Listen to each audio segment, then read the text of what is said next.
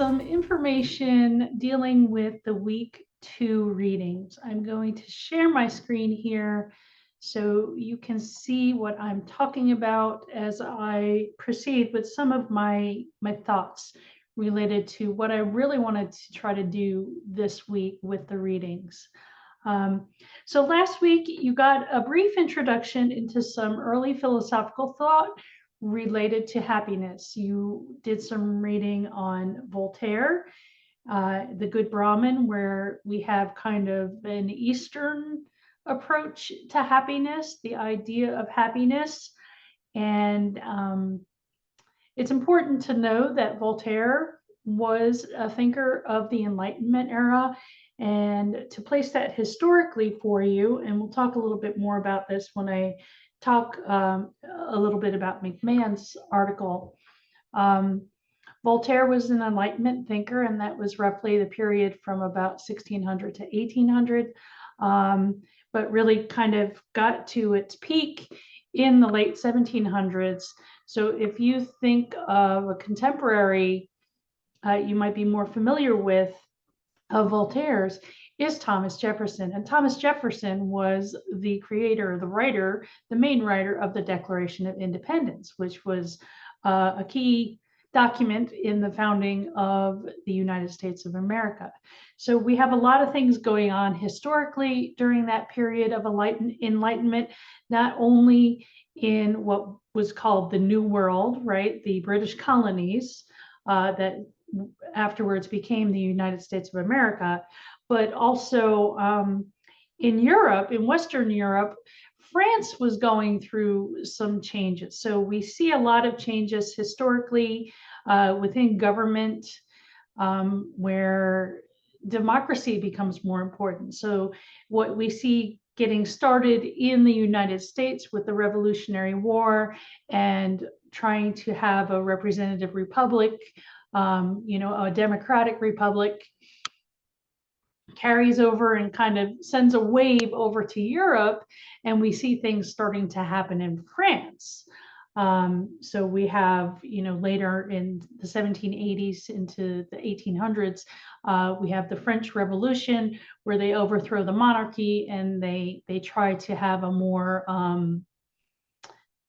rule by the people. It didn't quite work out the way they wanted it to. We had the Reign of Terror and all the horrible stuff that went on there.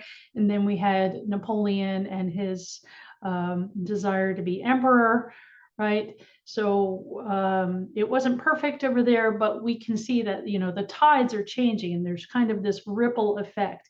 But one of the things that you will notice with Enlightenment writing and past that is that people are very concerned about this idea of happiness, of personal happiness. How can we find happiness, right?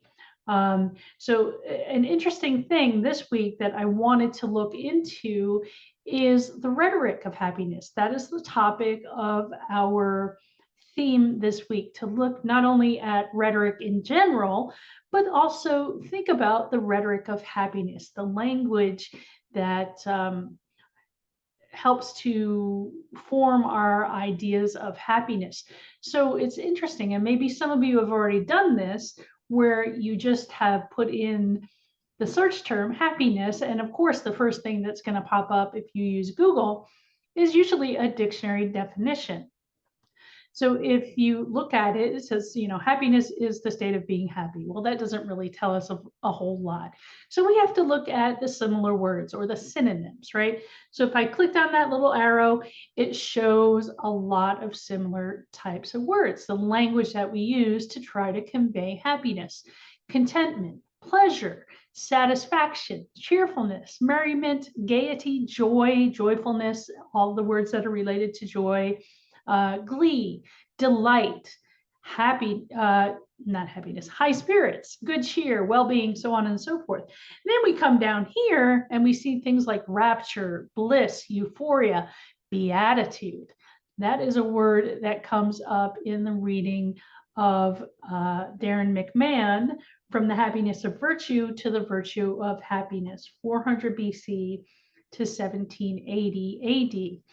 So one thing to keep in mind, or one thing to maybe know, is that McMahon himself is a professor of history, and his special era, or his era of specialization, is the Enlightenment. So yes, he's going to have an emphasis on those Enlightenment thinkers, people like John Locke, and Thomas Hobbes, and Immanuel Kant, um, Thomas Jefferson, and many of the founding fathers.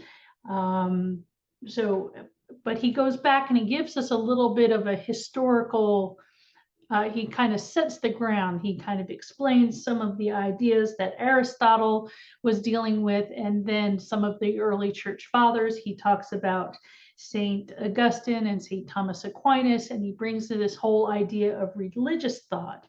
And he explores some of the writings in the Gospel of, I think it was Luke, Matthew and Luke, yeah. So we have the Beatitudes, right? It's Sermon on the Mount and the Sermon on the Plain in the two different books of the New Testament of the Bible. And those are the quote unquote the blessed bees. And if you've done the reading, or when you do the reading, you'll see what I'm talking about. But this idea of the Beatitude, that it's really kind of, happiness is kind of a type of blessedness, almost kind of a holy personal experience that one has, right? So we have that idea of the variety of language, and McMahon goes into a bunch of different definitions or different languages and the words they use to convey this idea of happiness. And one of them is beati in Latin, right? The beatitude, which is makarios in Greek. And those two terms, the Latin and the Greek, are rendered into blessed through, although happy would also be one. But then if we go back to the term that Aristotle used, eudaimon, right? And eudaimon is kind of this classical idea of really living the good life, right? It's not just simply hedonic pleasure, but this good life. So the beate and makarios, the Latin and the Greek, those blessed, that's even loftier than eudaimon, right? So then he goes on and he talks about other types of, or other languages that use, I think it's in this article, one of the articles, maybe it's in Meacham, but one of the writers this week, besides Kalia, in How Languages Reflect Culture's Idea of Happiness, examine the various roots of either happiness or this, good feeling that we get in life. So we have the McMahon article, and then we have Free to Be Happy by Meacham. I'm going to click and open that in a minute. Meacham takes more of an American approach, I suppose. He talks about the framers of not only the Constitution, but as well as the Declaration of Independence. I'm just looking at my book here instead of trying to locate an additional page to open up. Meacham is a Pulitzer Prize winning presidential biographer.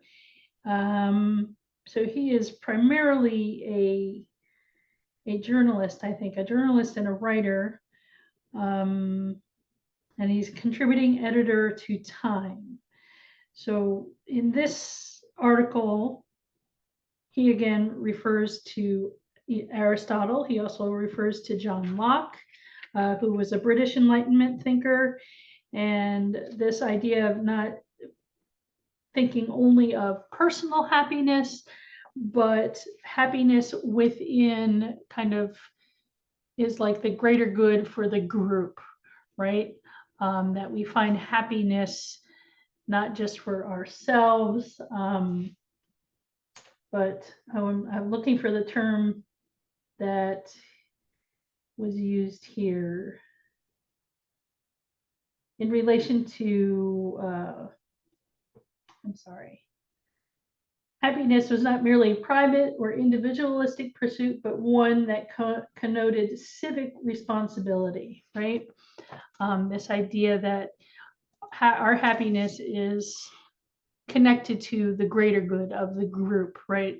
Or the culture that we live in. So I found that to be a very interesting idea as well. The third reading here is one that I came across by Salmia Kalia. And I found it very, very interesting, where this writer talks more about, well, the title is what? How languages reflect a culture's idea of happiness.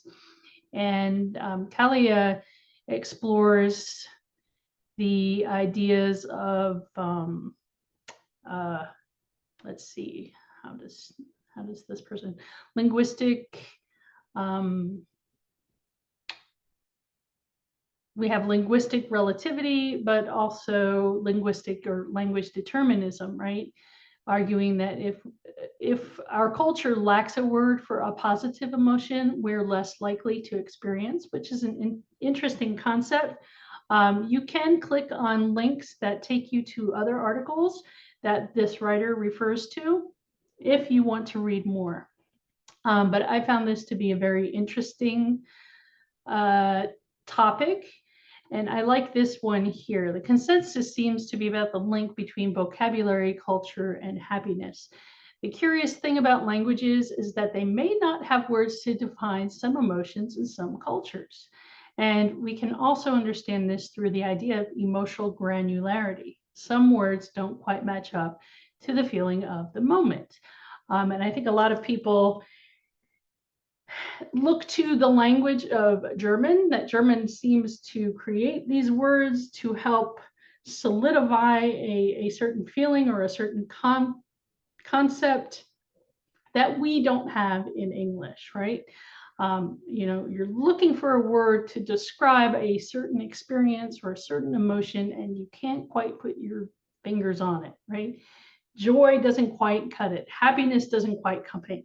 It's something maybe a little bit deeper, right? And we just want to get the right word for that experience that we're having. So take a few minutes to read through this. I find that it relates a little bit to what McMahon is discussing in his article, but kind of a different perspective. So if you think about the language that we use to discuss happiness, right? Or to try to wrap our minds around what happiness is really, right? And we can use many different synonyms. So if we go back to this list of synonyms, right? What is happiness for you? Here it says, happiness is a positive and pleasant emotion ranging from contentment to intense joy. Moments of happiness may be triggered by positive life experiences or thoughts, but sometimes it may arise from no obvious cause. Of course, that's from Wikipedia. So, take what you will from that. There is also another, oh, it's not opening.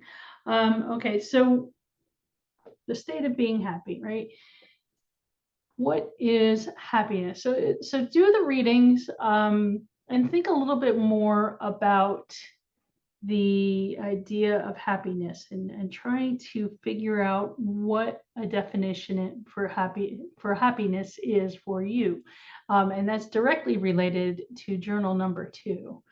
The basic answer to the prompt is your working thesis here. But to develop your thesis, I want you to clarify your definition of happiness. So take some time to write down your thoughts about happiness and try to suss out some kind of definition of happiness for yourself. And that could include various synonyms that we talked about, or you can ponder some of the words from other languages that you've read about this week, both from McMahon and from the Kalia article. And if you quote any of the author's ideas, I want you to try to start thinking about citing correctly, either using an in-text citation with a signal phrase where you mention the author's name, and where that article, where you found that article, or do the parenthetical citation if you're familiar with it. So I have a link here for you to read about the MLA in-text citations, so you understand a little bit more. It doesn't have to be a really deep analysis of the text. I rather just want to show that you're engaging with the readings while also thinking about things and trying to present your own ideas. It doesn't have to be a fully fledged thing. Try to get to about 3 pages, 500 to 750 words. Of course, that's double spaced using a 12-point font, 1-inch margins. But really just try to make a good effort on figuring out what happiness, a definition of happiness that you find to be suitable. And we'll go from there. So those are all my thoughts related to why I chose these readings and why I chose to do that journal assignment. It's really just to get you to start thinking about the language that we use when it comes to happiness, and hopefully that will help you to become better attuned throughout your readings in the coming weeks, so that you will begin to understand what you need to do with the rhetorical analysis project. It will be centered around how we use language and how we approach audiences to get the message that we want to get across, and to do it effectively, right? Because that's really what rhetoric is. It's the art of writing and speaking effectively or persuasively, right, for a particular audience. If we can get the message across in a good way, then we're doing a really great job, right? So sometimes my efforts to get my message across to you might not be the most effective, but I keep trying. So if you have any questions, you know how to get in touch with me. Take care, everybody. Have a great week.